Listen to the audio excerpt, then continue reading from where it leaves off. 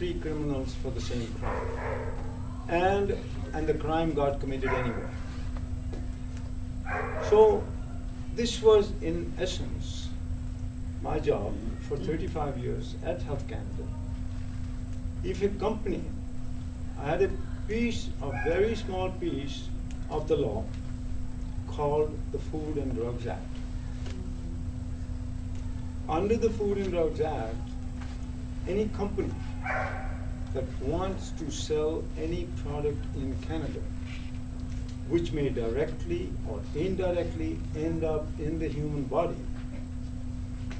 that company must do research, produce data, information, and bring it to the satisfaction of the Minister of Health. That's what the law is. If the person does not want to do that, the company does not want to do that, they don't get approval. I will just simply write a line, this product does not comply with the Food and Drugs Act. Simple, one line. If it does, I say yes, I recommend this product be approved. But in order for me to recommend approval, I have to make sure that as now an agent of the minister, effectively the agent of the Crown, say everything is all right, I've received what was required, and it is satisfactory. So as a scientist, that was my job. For the first 20 years, I was responsible for vaccines and antibiotics that were used to treat people. Right from the beginning, I joined Health Canada in 1969. Before that, I had, originally I came from India, and I now have lived outside of India for 50 years. I came as a veterinarian with 3 years experience in vaccine production from India. I went to McGill, got a master's and PhD in microbiology, 1 year postdoctoral fellowship at the Royal Victoria Hospital in Montreal. Then from there I was hired as head of biological research by an American company headquartered in England. I remained in that job for 4 years, and then I was invited to join Health Canada. I was brought back to Health Canada in 1969. In 1967, the Food and Drugs Act was revised. It has a 70-year-old history. And the history is like this. When America declared independence, the famous or infamous Boston Tea Party, all of you may remember, it was not just a joy party. It was a very serious matter. People from all over Europe and England had come and settled in the United States, Canada, and the Western world. People who came here as immigrants were fed up, not happy at least, wherever they were living in Europe. Once they came and started to settle here, they felt they were being taken for granted for wars in Europe. France and England were fighting, and other countries were fighting. And during that period, several countries had started to colonize the world. In India, which was the greatest prize, there were 4 different companies.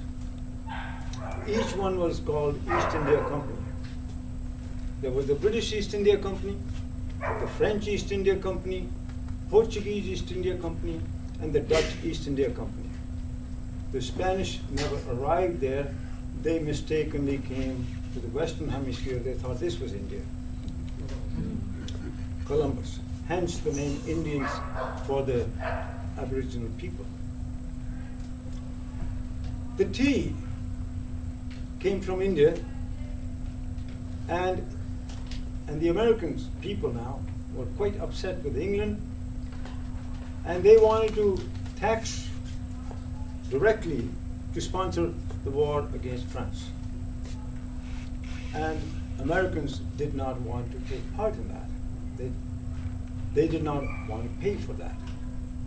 And so 3 ships of the British East India Company brought tea from India, but they were not allowed to land or dock in New York and another place, I think Philadelphia, somewhere. And then they finally came to Boston. And in Boston, the tea was unloaded and kept in the warehouse for 3 years. And when the British government put tax directly, and that was the Boston Tea Party incident.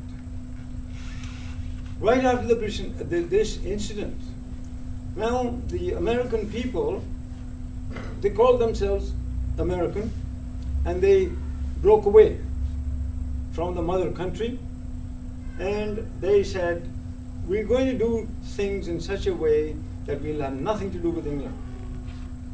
Whatever they invented in a different way, in the opposite way. If there was electricity, they changed the cycles and the voltage so that no imports could occur from there.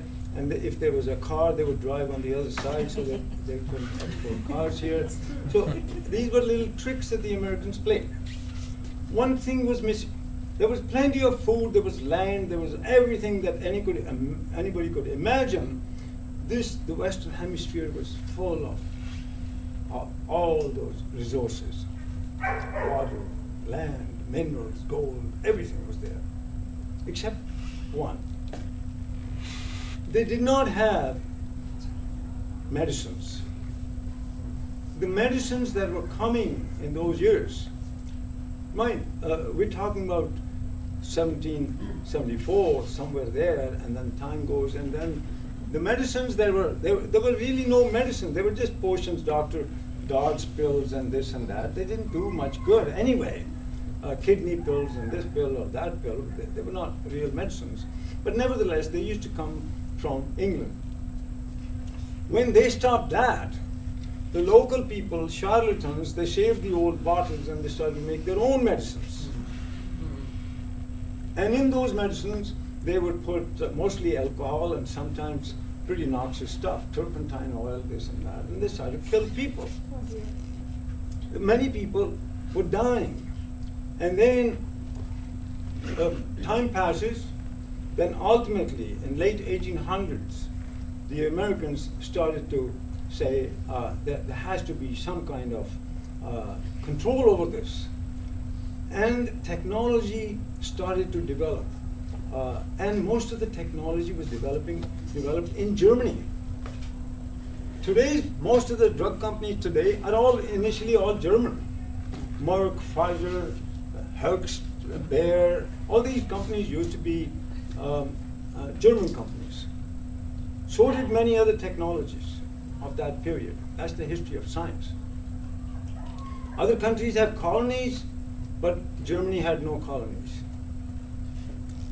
So now, what they did was, they created the first kind of Food and Drugs Act, except it wasn't called that. They called it the Adulteration Act, 1906. In other words, you could not sell anything that was manufactured. It could not be mixed and adulterated. You had to show that it was chemically pure. And Canada, however much we like to think that we are an independent country, away from the British, partly away from the Americans and partly British or not, we have to react.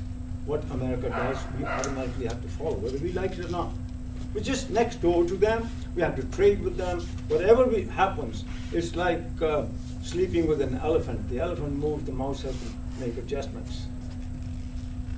And so We immediately passed a similar act, also called the Adulteration Act, same time.